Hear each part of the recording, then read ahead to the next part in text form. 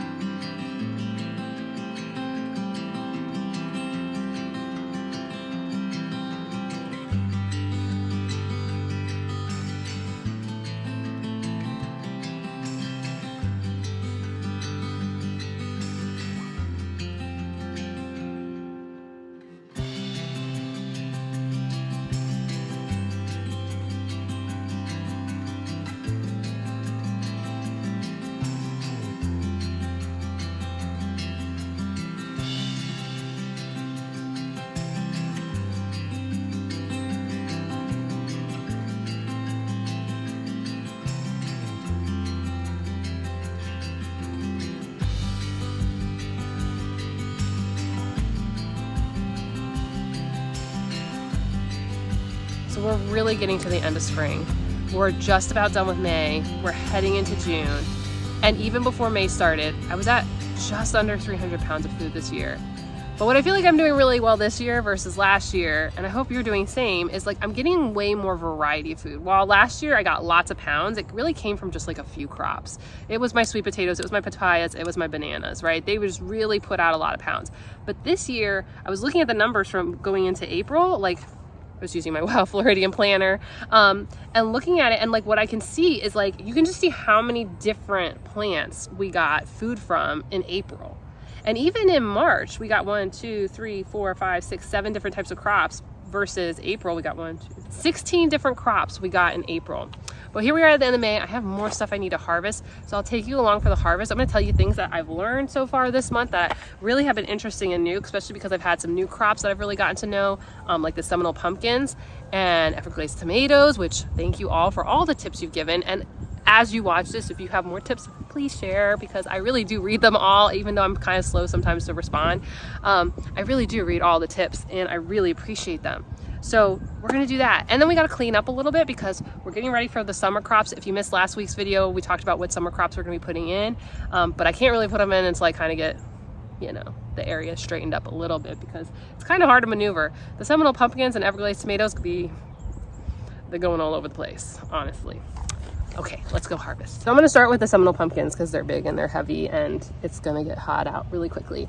So one of the things I'm noticing with the Seminole pumpkins is, well, you like me, we probably watch some northern YouTubers, and like what I always heard is that they get, you know, they die back, and that's like means it's time to pick them before the frosts come in and blah, blah, blah, which we don't have that. So I was like, I don't know how I'm gonna know, but here's what I'm noticing is that the leaves seem to die back, which don't mind my Everglades tomatoes. They are not proving this point correctly, but they seem to die back with the leaves, and then like the stem turns like this brownish, yellowish color. And look at like this, the vine here kind of looks more yellowish than like these vines here. These look more green.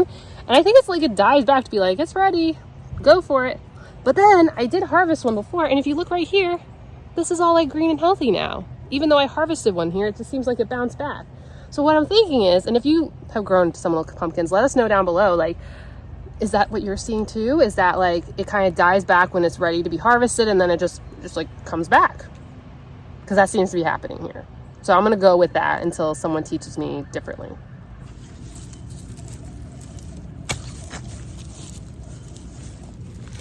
Here, where are you? So when you're harvesting them, what I do know is that you want to like leave as much stem on as possible, because if you don't, this spot becomes like a spot for the boogies and the buggies and the bad things to get in. So it rots your pumpkin. And allegedly, in theory, these can last a whole year. Don't know if that's going to happen, because one of the things we did this month is, because we did get our first Seminole pumpkin harvest, is we made, I didn't make, let's be real, is Ben made a fettuccine alfredo, but it was a pumpkin fettuccine alfredo. So like a lot of the cream and flour, or I don't know what, a lot of that stuff got replaced with Seminole pumpkins, and it was so good. So good. Oh my gosh, really excited. And this is the thing like that when we get those loofahs in, because they can act like a zucchini substitute. He took zucchini and squash and some of our tomatoes from our garden, chopped those up fresh in there. Oh, so good. It was really good. Okay, let's go get more pumpkins so we can make more of that. These pumpkins have gone absolutely nuts through my entire garden. So I'll try to find some places to set you. I'm not confident that I will always find places.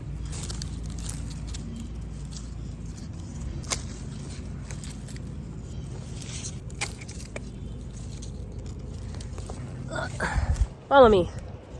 Got more pumpkins to get. Ah! I gotta go through these Everglades tomatoes. You see what I'm saying? See what I'm saying? Forest of Everglades tomatoes. Ah! Through the jungle we shall go. Ah! I'm gonna have to prune these back so bad. But look, another one seems to be ready. I didn't think this one was gonna be ready for today's video, but it looks like it's already ready. It's a fun new shape too. Kind of more like teardrop shape. Yeah, which kind of, you know, the thing with some little pumpkins is, I don't remember what it was. The pumpkins, they were considered like these hanging, they talk about hanging gourds or hanging pumpkins. So a lot of people say these are supposed to be like hanging down from somewhere. I will tell you the vines do not really want to go up. A couple times they will, but most of the time they will not. We're gonna just clean this up right now because I'm over it.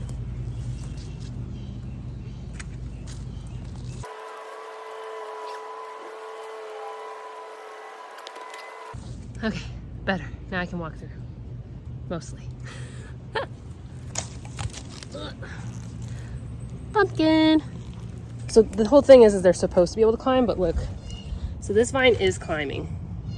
I tried in the beginning to get them to go up. They didn't want to go up, but now all of a sudden some of them are like, yeah, let's go up. So we'll see what happens. I don't know if this is going to do well. We'll see. So there's one there, and it's got a female flower here, which the carpenter bumblebees really like those. Also, bees, specialist pollinators, who knew? And like carpenter bumblebees, really good for this stuff. So, fun fact of the day. But yeah, it's going up now, so we'll see what happens. Ow! Yay! Okay, so I cleaned up some of the tomatoes, and now I can actually walk through, which is nice.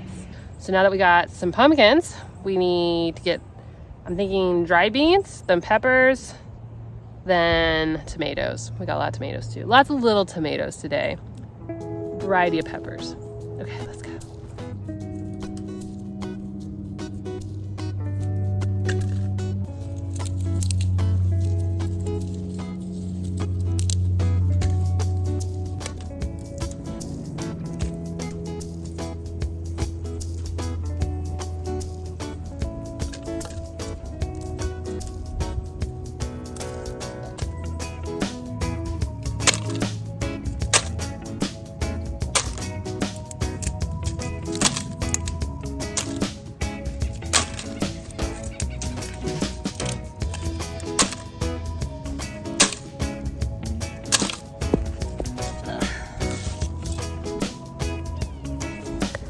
One arch done. I need to do the other one now. I think that one has more.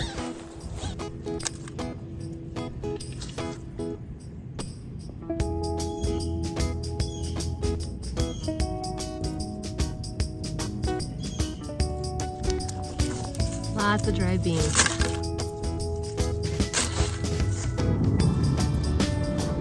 And more. I'm gonna run out of space. Oh no.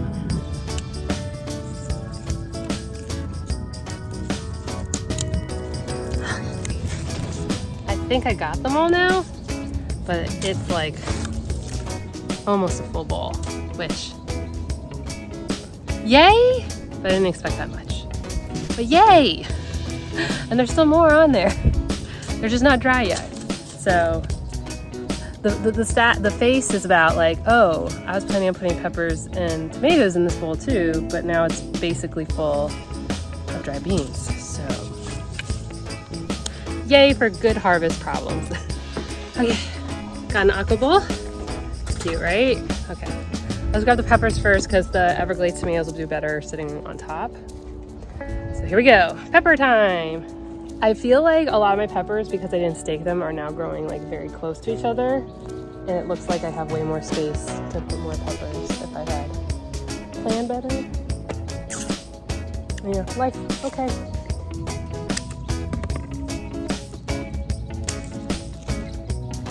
These are the, no, not Cubanelle, Cajuns. These are the sweet Cajuns. Ah, I identified more dry beans I should have grabbed. Yes, I got giant jalapenos now.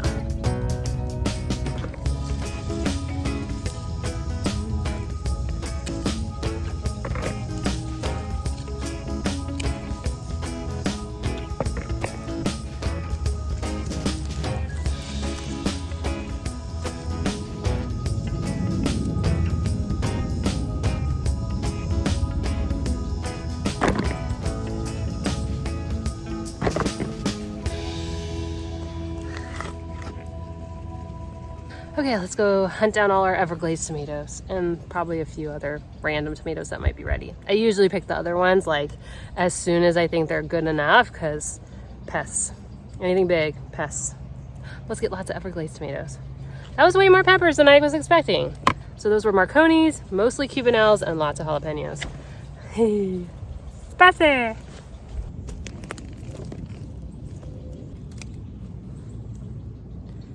One grape tomato.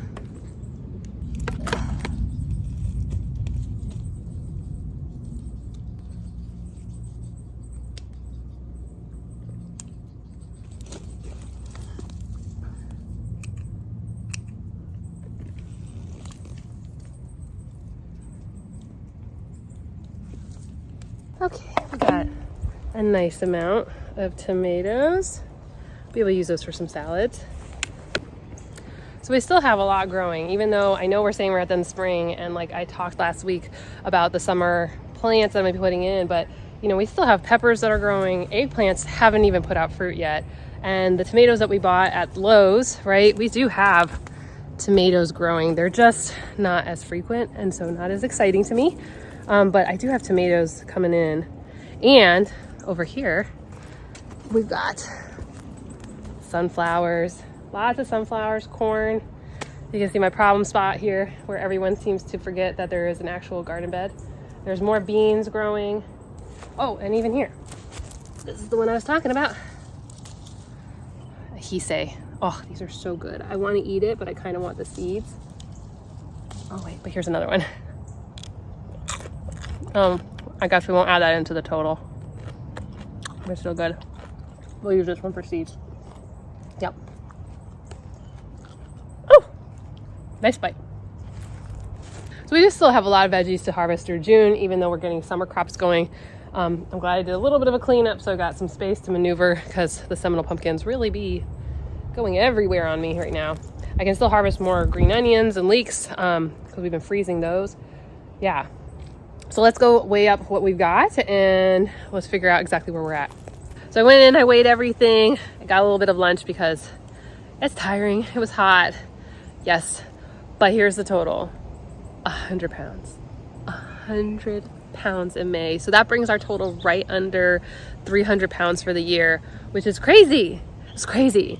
So we got 53 pounds of bananas so far this year. No, not so far this year, this month. It was an unexpected harvest, but I got it. So I think that is now my 4th bunch of bananas for the year. I still have one more bunch to go. And then of course the plants are going to put out another bunch this year. It wouldn't be surprising. I'm hoping I would get, because I'm about, let's see, 53. I was at I'm just under about 150 right now for the year. Our target's to get over 200 pounds because that should be close to the amount that we need for like a whole year worth of bananas. We might not get it. We might get it. Just kind of depends how much those banana plants really want to produce. We'll see how warm the summers are because they really kick it into high gear, these guys, once we hit the summer because the heat, all the rain, they love it. They just, so I'm really excited about that. Our next thing is pumpkins. Pumpkins. I didn't put it in my like targets for this year. Like while I'm hoping I was going to grow 500 pounds of food, pumpkins was not in the plan. I got the seeds, I tried it, I was just like, oh, we'll see how it goes this year. But pumpkins, how many pounds so far this year? Well, we got 39 pounds this month, and then we're at like 45 pounds for the year so far. So we're going to be over 50 pounds because I still have more pumpkins. I don't know if you can see it, but there are like other, oh, there you go, right there. See, like there are other pumpkins still growing, and then it's putting new flowers on, and it's supposed to be able to go through the summer. So we'll see. This might end up being a 100-pound crop, which I don't really know what we're gonna do with all that, but maybe more fettuccine Alfredo with pumpkin, or I don't know. They're great, they're super yummy. And what I found from weighing them is they averaging the ones I have, and these are the ones I got from Daisy's Etsy shop, you know, David the Good's daughter. So they're averaging about 3 to 4 pounds a piece, which I think is really nice because, you know, having a giant pumpkin wouldn't be really great when you're going to make meals. You kind of want to like not have 1,000 pounds of it that you have to use right away. So having like these nice little 3 to 4 pound pumpkins is pretty cool because I think we can just like, you know, mix them into stuff as we need it. Definitely. So Ben said when he cut them open, he cut the first one open last night to make the fettuccine, and he said it kind of had like a watermelon smell. I can't quite smell it because I've got a cold, because like a true Floridian, you know, it's getting hot, so we get colds, you know. This is, or it's because northerners visit. I'm not really sure which it is, but it's kind of like an annual thing. Like, gets hot out and we start to get sinus infections. So it's a thing. So I couldn't really smell it, but he said it did have like a butternut squash smell flavor to it, and you know, the fettuccine was like really yummy. So yeah. And then let's see, what else did we get? We did get our last pound of lettuce this month, so even though it's bolting now and we're really not gonna like do anything with it, you know, a pound of it, you know, that's like nothing to sneeze at. So that was the end of our lettuce. And then mulberries, we pulled in a few pounds of mulberries this month. I kind of got tired of harvesting, so we're already at like 26 pounds of mulberries this year. I've been working on all the things to like make it go faster. We had a couple challenges, which I'll talk more through in a specific video about that. But I just kind of was like, oh, I'm tired. And so I didn't harvest as much as I should have. So the birds got a lot, the squirrels got a lot, so they enjoyed it. And I obviously ate a bunch as I would walk by, but I just didn't feel like harvesting and maximizing it as much as I could have. We got 2 pounds of tomatoes this month, and a lot of that was Everglades tomatoes, and those things are little rinky dinky dinks, so that's a lot of Everglades tomatoes. And while you didn't see all 2 pounds of it, we pick them throughout because we add them to the salads every day. Probably eat like 10 little Everglades tomatoes every single day, which, you know what, while I'm getting these big harvests and everyone's like probably like, that's amazing, one of the things I do like about living in Florida is you don't have every weekend being like a huge harvest like this. So you can do stuff like grab a Cubanelle, grab some tomatoes, eat it with some lettuce, and then come back a few days later, and then come back a few days later. And so you're not like under pressure to try to eat a whole bunch of something right away. You can kind of like mix things together. And I'm excited about that with even the pumpkins. Like, yeah, I just had a really good pumpkin harvest, but this is not even it. We're going to have more throughout the year. So having kind of like a steady stream, steady flow of harvest, I think is a really cool thing for Florida. So yay. And then, oh, peppers, we got over 2 pounds of peppers for this month. So we're doing really good with peppers this year, you know, kind of listing all of them, whether it was the Cubanelles, the Grand Marconis, jalapenos. You know, we've gotten, let's see, 2 pounds, 4 pounds, about 4 pounds of peppers between all the different types. Pumpkins, and then we got a bunch of dry beans. I didn't finish weighing the dry beans because I wanted to get back out here and let you guys know what's happening. And it's gonna take me a while to shuck all the beans. So yeah, crazy, right? Crazy.